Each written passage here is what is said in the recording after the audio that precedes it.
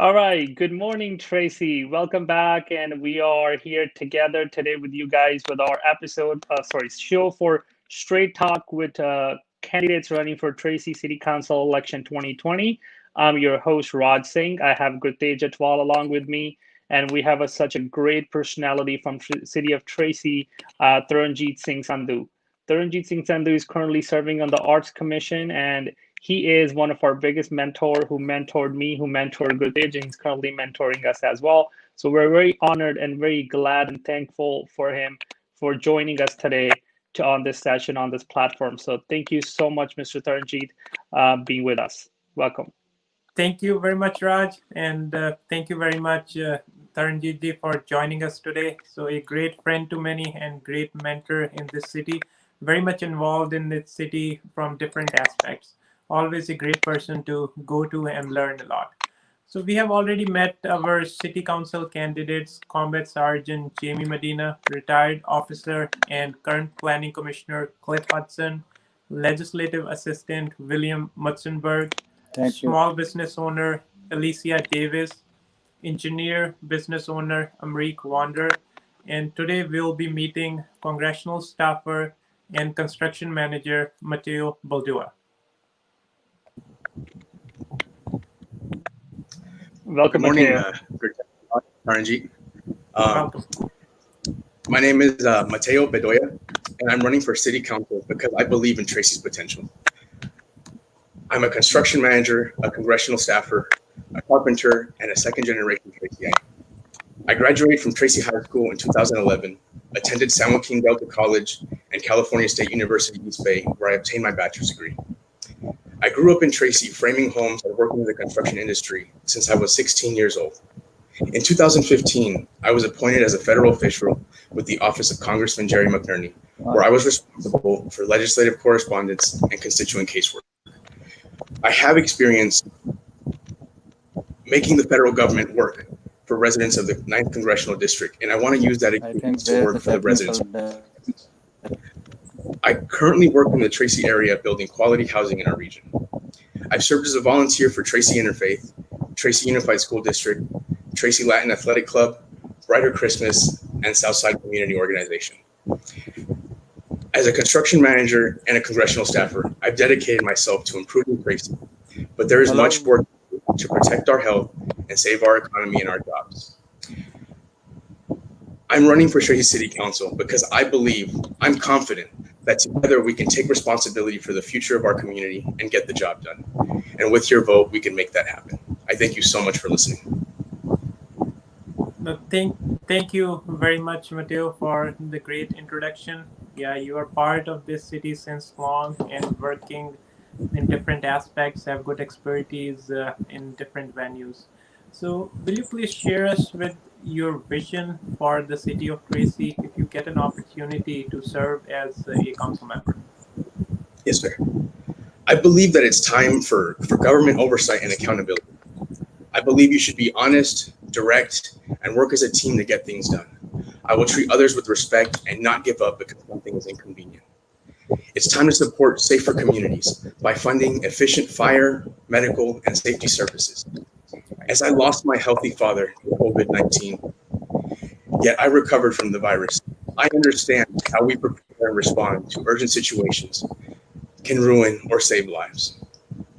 It's time to address our deficit in apprenticeships and vocational education for local high-paying tech and manufacturing jobs. I will make this a priority so young people have opportunities here. It's time to rethink homelessness policies in Tracy and throughout. A modern approach should mean common sense solutions to homelessness, including treatment, housing, and job training and readiness. As I mentioned before, the city of Tracy needs everyday citizens on the city council to speak up for our community. I'm running because I'm confident that together we can take responsibility for the future of our community and get the job done. It's sad to hear about your father. Our condolences for that. But yeah, this COVID has taken a great toll on the communities across the country, and it's very hard for the families that are living. So it is devastating families as well as businesses. It is taking our cities way back. So what do you think, or what's in your opinion, so how to approach this problem now and how to get prepared for the future? That's a very important point. Thank you for the condolences. Our farmers, our workers, and our small businesses need relief. Um, I always believe in an approach that if something can be handled without involving the law, that's the most simple way to accomplish something.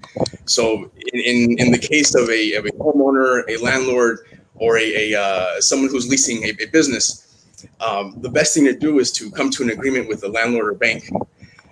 That's, I know, much easier said than done. Um, if that fails, then of course, there's government help. The CARES Act provided stimulus checks, extended unemployment, and small business funds. San Joaquin County actually received $15 million, and currently, at least as of August 27th, there's still $11 million remaining in cash grants and personal protective equipment for businesses. Currently in Congress, there's a HEROES Act, and that's pending. It's pending.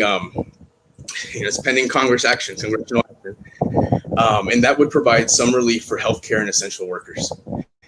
But much more needs to be done to protect our health and save our jobs and our economy. It's time to address our deficits in apprenticeships and vocational education for local, high-paying and tech manufacturing jobs. As I mentioned before, I will make this a priority so young people have opportunities here. Right. No, I think Mr. Taranjit was having a little technical difficulty. Now he's back with us. So, Mr. Taranjit, please go ahead. Yes, yes. I just Yes, Mr. Bedolla. First of all, I welcome you to the election of City Council coming in November. So little bit hard to hear you. Will you please Yes. speak a little bit louder? Yeah, first of all, Mr. Bedolla, I welcome you to the candidacy of City Council Thank you. Tracy. And my question to you is, if you are elected to City Council, what is your vision for Tracy? Because Tracy is going through a lot of problems, like we have a traffic problem morning, evening coming from the Bay Area. We have education problems, safety problems, health, health issues, so many things, So what is your priority if you are elected to the City Council? Okay. Okay, so I'll answer your question directly. At least the most important priorities for me are safer communities, government oversight, accountability, addressing our lack of vocational and technical education for high-paying tech and manufacturing jobs, and addressing our homelessness issue with common sense solutions. As you mentioned, we do have a lot of growth, a lot of changes happening in Tracy, and this is my hometown. This is where I was born and raised. The city raised me, but I believe that whether you came here 150 years ago, 50 years ago, like my family, or you just got here. You should represent all citizens equally. Everybody deserves to have a voice because everybody has valid grievances. And there's, like I mentioned before, there's a lot of work that needs to be done in Tracy. It's not perfect, but it's a really good community. It's relatively safe, but there's a lot of work to do in terms of the two biggest issues, which happen to be that wages or jobs and wages just have not kept up with the cost of rent and the cost of housing in Tracy. If you look at my previous work that I've done, I wrote a proposal for a ballot measure that would have completely restored power to the city council and to the planning commissions, so that they could basically make sure that any changes, whether it's development, infrastructure, were receptive to the needs of the residents of Tracy.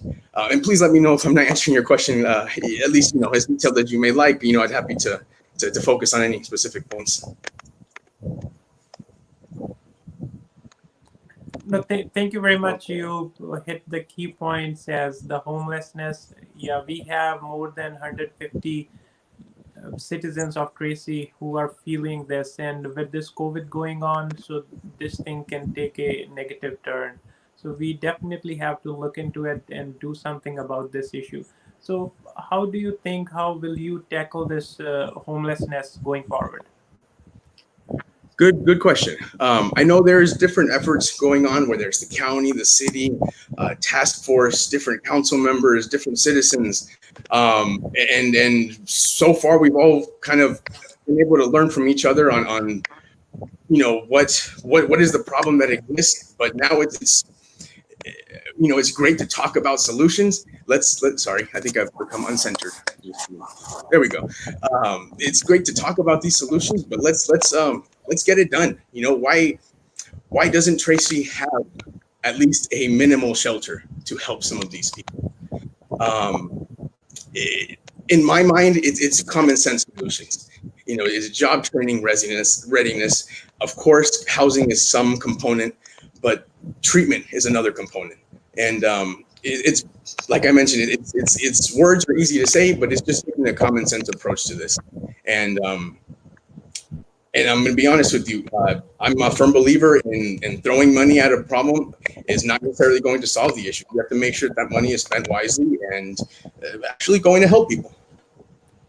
Right. So, no, thank you very much. And Mr. Taranjit did mention about the transportation aspect too. Can you please elaborate a little bit? Because 70% of our citizens, they have to go out of the town to find the job opportunities. As you mentioned, the affordability.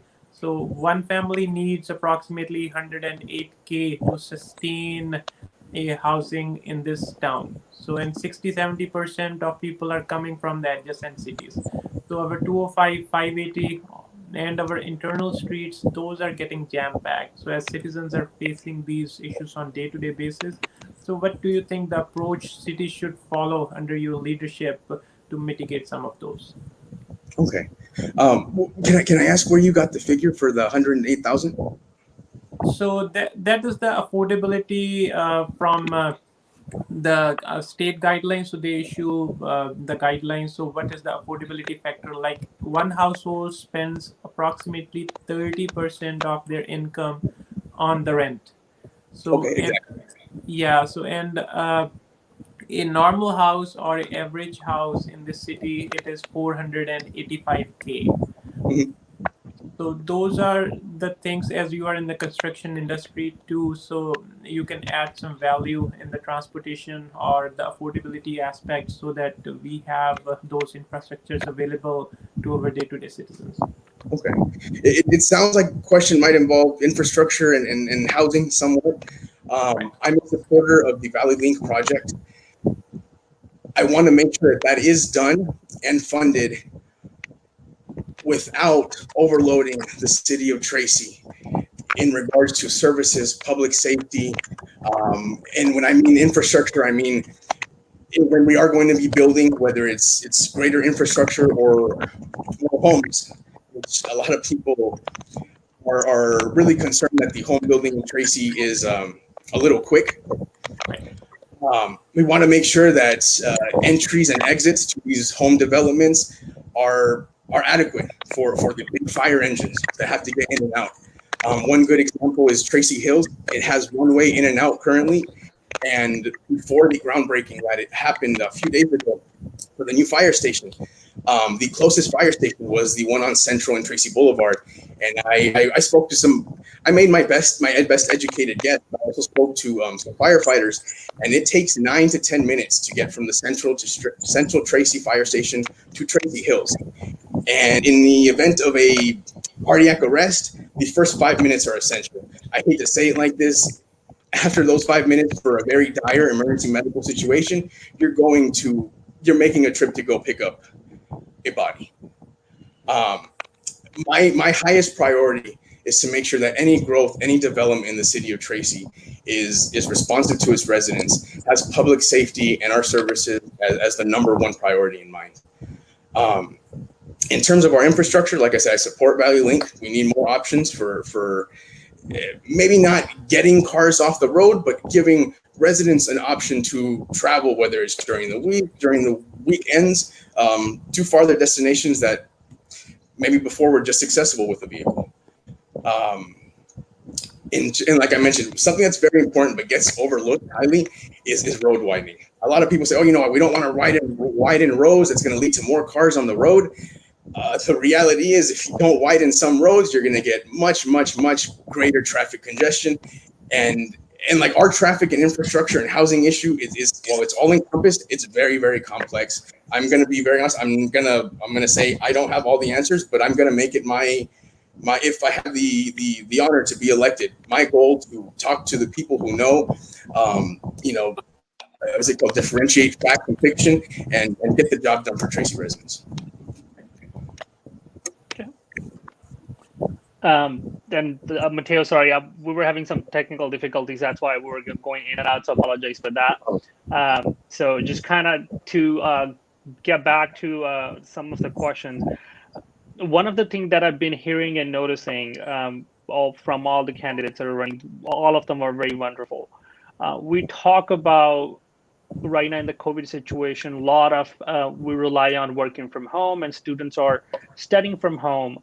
And everybody, all the parents, all the teenagers, all the adults, they are having issue with the internet connectivity. What's your say on that, or what's your perspective on that? How that can be addressed? Good question. My mother and my aunt are actually teachers in the Tracy Unified School District. This is an issue that's very close to home.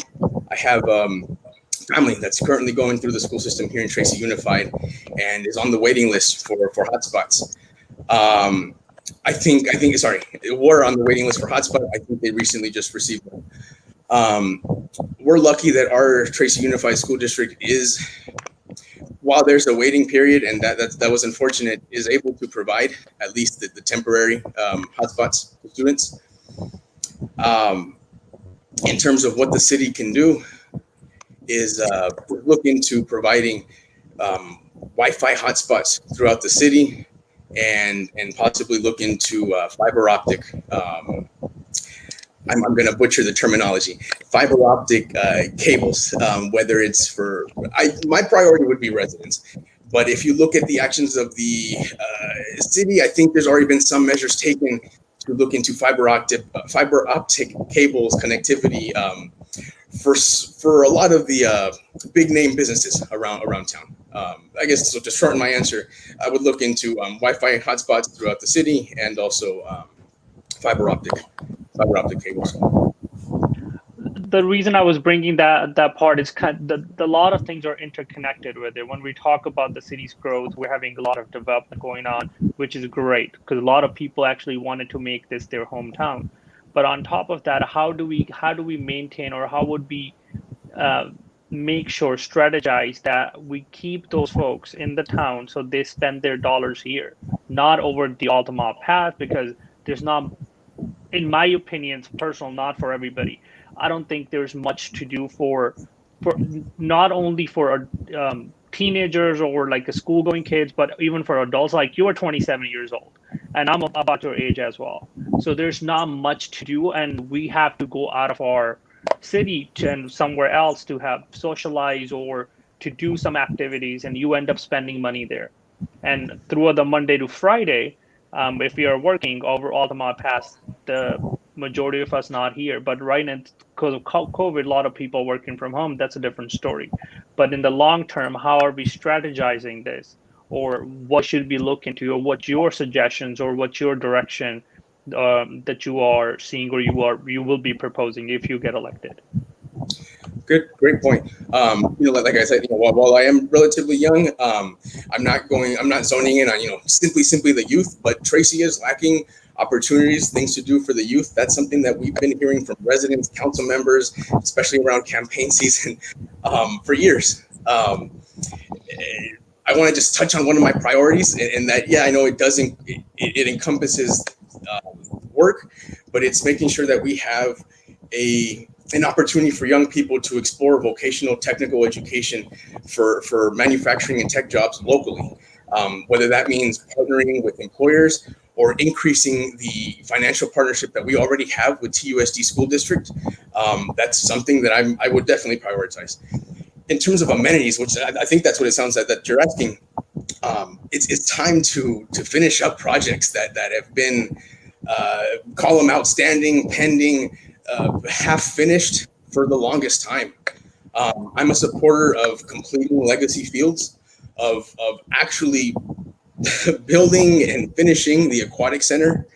We need more opportunities for our young people, and for all people in Tracy. Yeah, I'm going to take it one step further. And why can't some of the biggest companies that work and have interest in Tracy do good works around town, possibly provide scholarships for our youth? Why can't we, as a Tracy, such a regional powerhouse, so far from the Bay Area and the tip of the valley, why can't we have a 4-year institution that focused on STEM? College towns, I'm not saying let's turn Tracy into a college town, but that would, just having a college in our vicinity that we could call our own would do so many things for the city, both for its residents, for its business community, as a destination. And it would be more than just a bedroom community and a city that gets overlooked when you're driving down the 205. Sorry, I know I'm going on and on, but why can't we have a satellite office for county services here in Tracy, like we used to have the courthouse behind the police station? Mm-hmm. That would make it so much easier for people of all ages, from veterans to seniors to people applying for Medicare, Medi-Cal benefits, or CalFresh programs, to not have to drive 30-35 minutes to Stockton and then wait in that line. Anybody who's gone through that process can tell you it's more than a day's work just to get something done. Tracy has a lot of work to do. Like I said, it's not a perfect town, but it's my hometown. I love this city, but there's a lot of work to do, and I'm up to the task. But I'm not going to say that I have all the answers. I'm here to listen to residents and make this a real team effort. I think that's a wonderful way, what you said. I think it's about, you have to listen, you have to act on it, and that's what you were going with. What the residents want, I would be collaboratively working with them to get that forward. So that's good. Thank you, Mateo. Yeah, no, thank you very much, Mateo. One point I just want to stress, so I'm feeling it too. 14,000 students, they go to our Tracy Unified School District every day. So how many are coming back? Because the universities, as you mentioned, bringing the college. So the closest universities are approximately in the 60 square mile distance area. So a student goes there, they get the education, they find the companies there, they settle down there. So I'm thankful to you. You have the education from this city. You have got the opportunity and you came back. So we have to create an infrastructure. Universities are here that will attract the technical companies or whatever companies, then that can mitigate a bridge.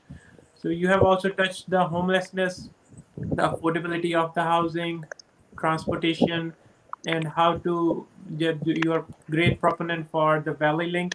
One point you were mentioning about the hospitals, or the, like, there is 9 to 10 minutes one has to wait to reach to a hospital. So what's your take on that? Because we have only one facility here. This is a growing town, 100,000 plus mountain houses here close by too. So this situation our citizens are facing on the day-to-day basis. No, you're right. That's a very big problem.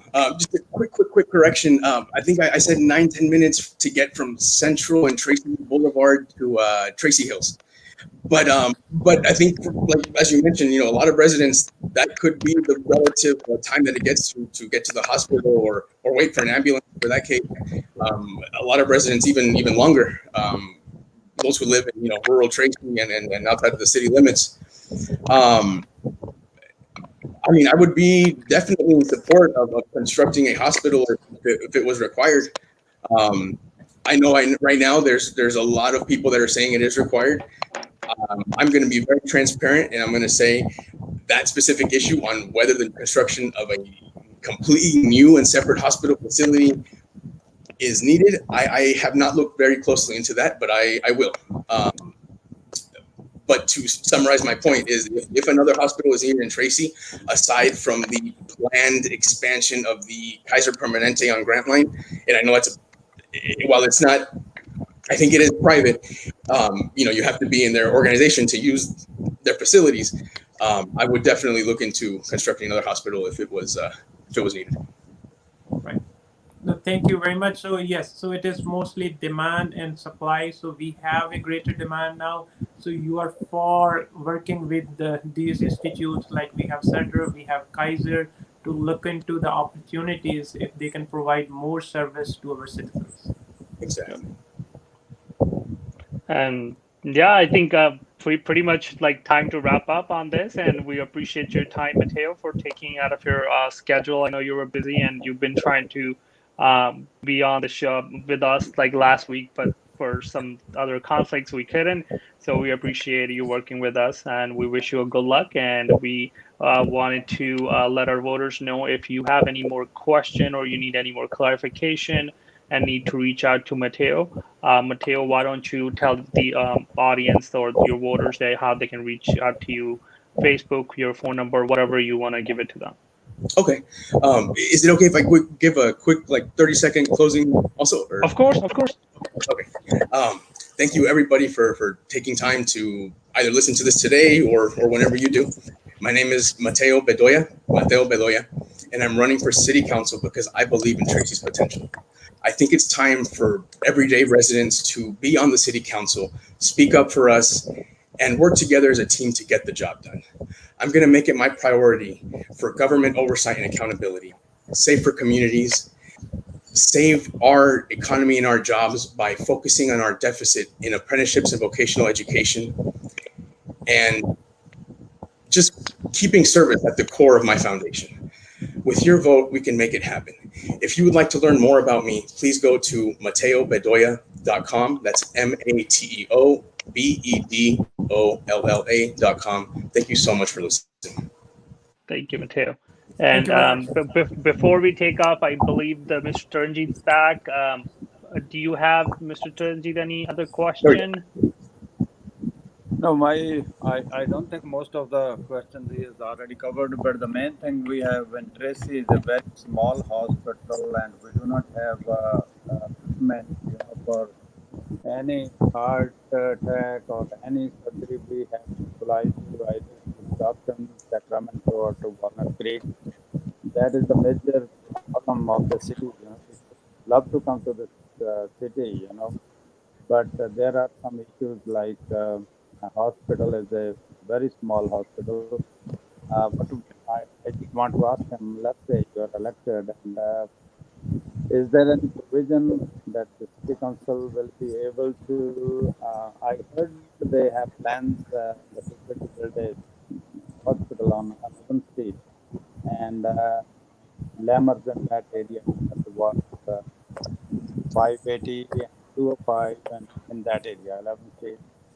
So would you be able to help, to bring a big hospital? We don't have advisory here, but they don't have the hospital. We have to go to Modesto, we have to go to Stockton, we have to go to Pleasanton. That's a major problem. The private hospital we have here is a very small hospital, doesn't have that much equipped with modern techniques and so to be able to work on that side. So, Taranjit, we have little difficulty hearing you, but I think, let me summarize it, Mateo. I think exactly overall, we're talking about the hospital, that we don't have an emergency room and something, for example, what we have in Modesto or what we have in Walnut Creek. So looking at those cities, is there a way that the city council can work and bring that sort of project from Kaiser or for Sutter to expand that facility for the Tracy residents? Without giving you a bluff answer, my answer is yes. We're a growing city. I'm going to stop using this example, but when I was visiting my father in the hospital, I had to go to Stockton. Unfortunately, it wasn't here in Tracy. And as Mr. Sandhu mentioned, why don't we have a hospital here? A second hospital facility or bigger facilities. Why do our residents have to go to Stockton, to Modesto, to Elk Grove? My short answer is yes, I will work on that. Yeah, no, thank you very much, Mateo, for touching No, the thank you all key very much. points, why you stand for. So I would request our voters, so please ask your follow-up questions to Mateo, or please pass on those questions to us. We will definitely pass on the questions to Mateo to get them answered and make an informed decision. Do vote on November 3rd. Thank you very much for everybody listening, and thank you, Mr. Taranjit and Mateo, for being here and informing the voters what they need to look for a better candidate to make a good decision. Yep. Thank you all. Thank you.